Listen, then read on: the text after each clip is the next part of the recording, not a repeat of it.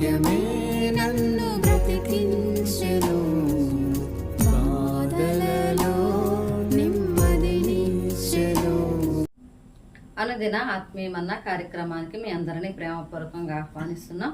ఈ దినము ఆంధ్ర క్రైస్తవ కీర్తనల పుస్తకం నుంచి 388వ పాట పాడుకుందాం. విశ్వాసముతో వేరెడి వారికి విశ్వమంతయును వీల్పడును, శాశ్వత రాజాధీశ్వరుడాడ్యుడు శాశ్వతమగుని శాసనమిచ్చెను. విశ్వాసముతో వేరెడి వారికి విశ్వమంతయును వీల్పడును. బిడ్డలు తండ్రుల వేడగనన్నము,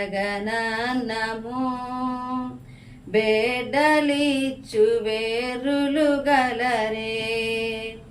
దొడ్డ తండ్రి నిలదోడ్పాటడిగిన నడ్డు లేక విమలాత్మను సంగును.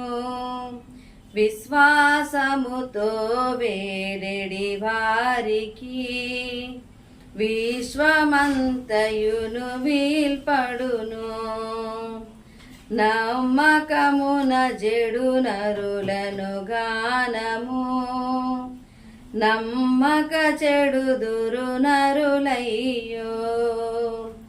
ఇమ్మహి సకల శుభములు గలుగును, సమ్మతి వెతకగ శాశ్వత రాజ్యము. విశ్వాసముతో వేరెడి వారికి విశ్వమంతయును వీల్పడును. శాశ్వత రాజ్యాధీశ్వరుడాడ్యుడు శాశ్వతమగుని శాసనమిచ్చెను. విశ్వాసముతో వేరెడి వారికి విశ్వమంతయును వీల్పడును. క్రీస్తునందు ప్రియమైన దేవుని బిడ్డలారా, మరొక నూతనమైన దినము దేవుడు అనుగ్రహిస్తూ ఉన్న అనుదినాత్మీయమన్న కార్యక్రమానికి మిమ్మల్ని అందరినీ ప్రేమపూర్వకంగా ఆహ్వానిస్తూ ఉన్నాను. ఈ సమయంలో మత్తయి సువార్త 8వ అధ్యాయము 1 నుండి 4 వచనాల భాగంలో ఉన్న కుష్ఠరోగి నుండి మనం కొన్ని విషయాలను నేర్చుకుంటూ ఉన్నాం. అందులో ఆయన యేసుక్రీస్తు పట్ల కనబరిచిన ఆ యొక్క విశ్వాసాన్ని గురించిన కొన్ని విషయాలను గడిచిన దినాన మనము ధ్యానం చేసుకొని నేర్చుకొని ఉన్నాం. అయితే దాని యొక్క ప్రతిస్పందన, యేసుక్రీస్తు ఏ విధంగా రియాక్ట్ అవుతూ ఉన్నాడు అనే దాని గురించి ఈరోజు ధ్యానం చేసుకోబోతూ ఉన్నాం. ప్రియమైన దేవుని బిడ్డలారా, ఆయన ఎప్పుడైతే వచ్చి నీకు ఇష్టమైతే నన్ను స్వస్థపరచు అనే మాట అడుగుతూ ఉన్నాడో, యేసుక్రీస్తు చేసిన కార్యమును మనం చూస్తాం కదా. 3వ వచనము 4వ వచనము మత్తయి సువార్త 8వ అధ్యాయము 3వ వచనంలో, అందుకు ఆయన చెయ్యి చాపి వాని ముట్టి. మొట్టమొదట యేసుక్రీస్తు చేస్తూ ఉన్న పని చెయ్యి చాపి వాని ముట్టి అనే మాట చెప్తా ఉన్నాడు. కుష్ఠరోగులు ఉన్న దగ్గరికే వెళ్ళడానికి వీల్లేదు. ఎవరైనా వస్తూ ఉంటేనే అశుద్ధుడు ఇక్కడ ఉన్నాడు అని చెప్పి వాళ్ళను హెచ్చరించి ఆ దరిదాపులకు రాకుండా పంపించవలసిన పరిస్థితుల్లో ఆయన దగ్గరికి రావడము అనేదే ఎక్కువైతే, ఇక్కడ యేసుక్రీస్తు చేస్తూ ఉన్న పని ఏంటంటే ఆయనను ముట్టుకుంటూ ఉన్నాడు. ఇది ఎవరికి కూడా ఊహకు కూడా అందని విషయము. ఎందుకంటే ఆ కుష్ఠరోగం అనేది అంటువ్యాధి కాబట్టి ఎవరు కూడా వారి దగ్గరికి పోకూడదు. అట్లాంటిది ఈయన ముట్టుకుంటున్నాడు. ఎప్పుడైతే ఆయన ముట్టుకుంటూ ఉన్నాడో ఆ ముట్టుకోవడంలోని దైవికమైన ప్రేమను మనం చూస్తూ ఉన్నాం. యేసుక్రీస్తు ఆ ఖచ్చితమైన దైవికమైన ప్రేమను అక్కడ కనబరిచినట్లుగా మనం చూస్తూ ఉన్నాం. అంత మాత్రమే కాకుండా ఆయన చెప్తూ ఉన్నమాట, నాకు ఇష్టమే నీవు శుద్ధుడవు కమ్ము అనే మాట చెప్తూ ఉన్నాడు. ఎందుకంటే అతను అడుగుతూ ఉన్నమాట, నీకు ఇష్టమైతే నన్ను స్వస్థపరచు అని అడుగుతూ ఉన్నాడు కాబట్టి నాకు ఇష్టమే అనే మాట చెప్తూ ఉన్నాడు.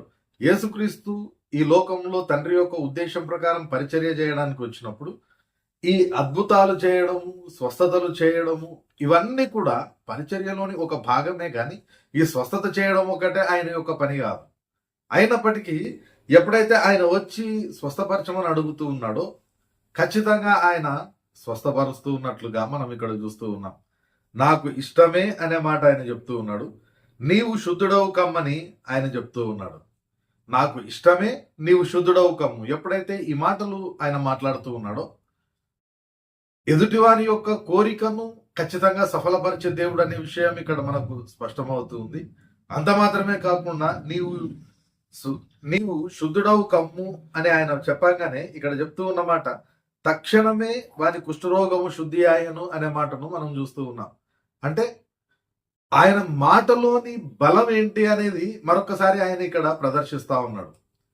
ఆయన తన యొక్క మాట ఎప్పుడైతే చెప్తూ ఉన్నాడో తక్షణమే వాడు బాగయ్యాడు అని అంటే ఆ కుష్ఠరోగం అనేది బయటకి ఎక్కడెక్కడ కనిపిస్తూ ఉందో అదంతా కూడా మానిపోవడం మాత్రమే కాదు, కానీ దాని కారణము కనిపించకుండా శరీరము చర్మం లోపల ఉన్న ఆ యొక్క కణాలన్నీ కూడా దూరమైపోతా ఉన్నాయి.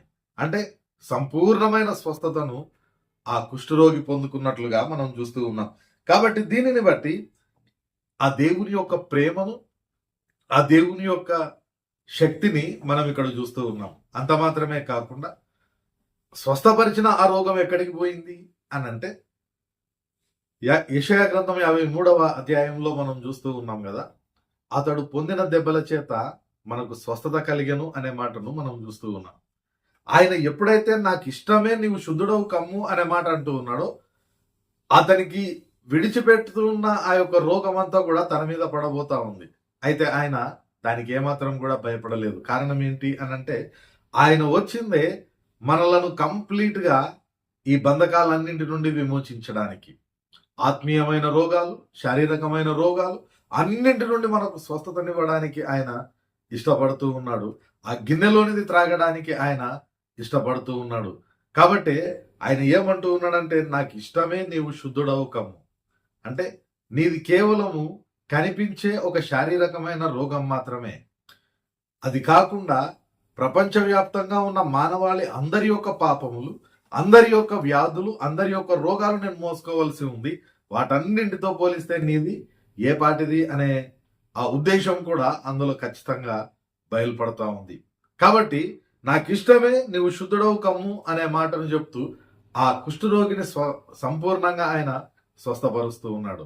అంత మాత్రమే కాకుండా తర్వాత ఆయన మాట్లాడిన మాటను మనం చూస్తాం కదా, ఎవరితోనూ ఏమీ చెప్పకు సుమి, కానీ నీవు వెళ్ళి వారికి సాక్ష్యార్థమై నీ దేహమును యాజకునికి కనబరుచుకొని మోషే నియమించిన కానుక సమర్పించుమని వానితో చెప్పాను.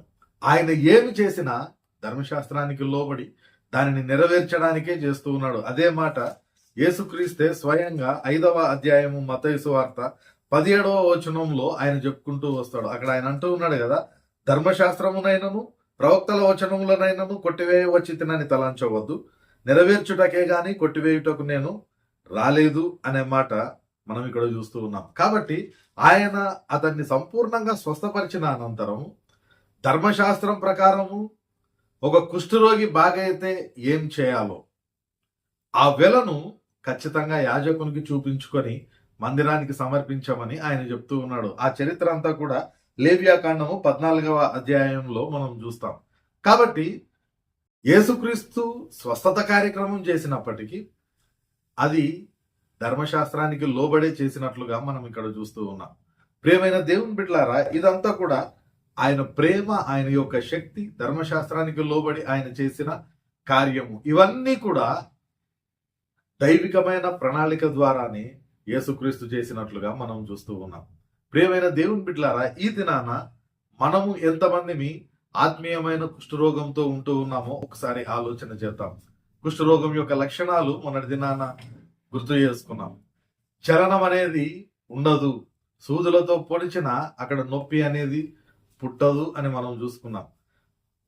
ఆ ప్రకారమే ఒకవేళ ఆత్మీయమైన కుష్ఠరోగంతో మనం ఉంటే మన జీవితాన్ని దేవుని కొరకు గాక ఎంతసేపు మన కొరకే జీవిస్తూ ఉంటే, ఎన్ని వాక్యాలు మనం వింటూ ఉన్నా, ఎంతమంది ఎన్ని రకాలుగా మనల్ని హెచ్చరిస్తూ, మనల్ని ఖండిస్తూ, మనకు బుద్ధి చెప్తూ వాక్యాలు చెప్పినా అన్నీ వింటూ కూడా ఏ మాత్రం కూడా మార్పు లేకుండా నా జీవితం నాది అన్నట్టు ఒకవేళ దేవునికి వ్యతిరేకమైన జీవితాన్ని జీవిస్తూ ఉంటే ఖచ్చితంగా ఆత్మీయమైన కుష్ఠరోగంతో బాధపడుతున్నట్టే లెక్క.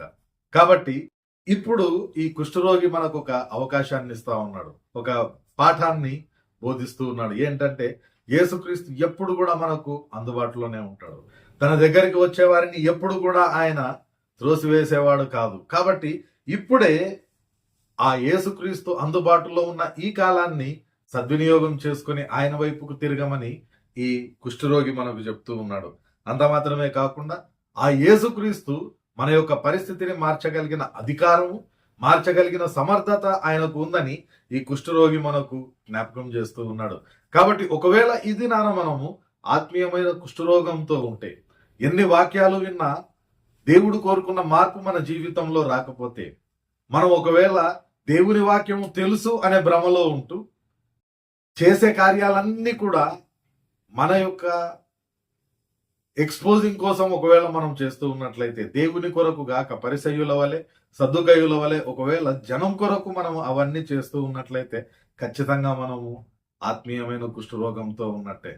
ఇప్పటికైనా ఆ కుష్ఠరోగి ఏదైతే మనకు నేర్పిస్తూ ఉన్నాడో దానిని మనము గ్రహించుకొని నిజమైన మార్పు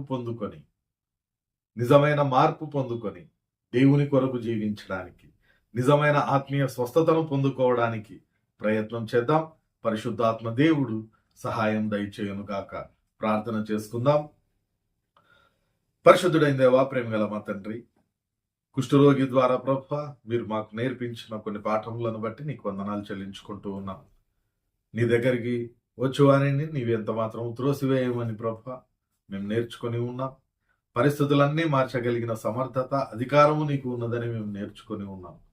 ప్రభువా, కుష్ఠరోగిని ఏ విధంగా అయితే ప్రేమించినావో, స్వస్థపరిచినావో వాటన్నింటినీ జ్ఞాపకం చేసుకుంటూ మమ్మల్ని మేము పరీక్షించుకుంటూ ప్రభువా, ఒకవేళ మేము ఆత్మీయమైన కుష్ఠరోగంగా ఉంటూ ఉన్నట్లయితే దయతో మమ్మల్ని క్షమించి మాకు కూడా ప్రభువా అటు స్వస్థతను దయచేయమని వేడుకుంటూ ఉన్నాం. వినిన ప్రతి వారి హృదయంలో ఈ వాక్యంను మీరే నాటి భద్రపరిచి ఫలింపజేయండి. నీ వాక్య ప్రకారము మా జీవితాన్ని మలుచుకున్న కృపను మాకందరికి దయచేయమని వేడుకుంటూ నేటి మా పనిపాటల్లో, ప్రయాణాల్లో మీ కృప దయచేసి క్షేమంగా నడిపించి నిశ్చితమైతే ప్రభా రేపటి దినాన మరొక పర్యాయం నీవు అనుగ్రహించే ఈ అనుదిన ఆత్మీయమన్న భుజించే వరకు నీ సన్నిధిని మాకు తోడుగా ఉంచుమని వేడుకుంటూ యేసు పరిశుద్ధ నామమున ప్రార్థిస్తున్నాం తండ్రి, ఆమేన్. తండ్రి, కుమార, పరిశుద్ధాత్మ త్రియేక దేవుని సకల దీవెనలు సదాకాలం మనకందరికి తోడయుండి నడిపించును గాక. ఆమేన్.